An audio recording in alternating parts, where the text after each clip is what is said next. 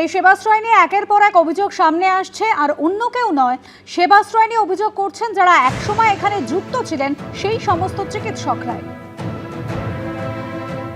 যে রিপোর্টগুলো হয়েছে সেইগুলো মনে হয় কোনো ফিজিক্যাল রিপোর্ট নয়, সেইগুলো মনে হয় এআই দিয়ে করা হয়েছে।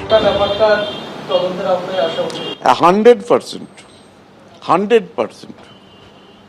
এখন শোনা যাচ্ছে অনেক ওষুধ বেঁচে গিয়েছিল, সেই ওষুধ কোথা থেকে এলো সেটাও জানা দরকার। সেই ওষুধের কোয়ালিটি কী ছিল সেটাও জানা দরকার।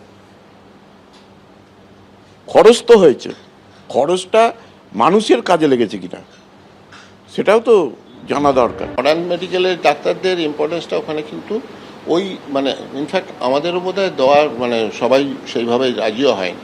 আয়ুষ ডাক্তাররা ওখানে মেনলি ওখানে ব্যাপারটাকে অর্গানাইজ করেছে। এটা সোনোগ্রাফি কী করা হয়েছে, কারা করেছে, এগুলো আমরা কোনো খবর রাখি না বা আমরা সেইভাবে দেখার সুযোগও পাইনি।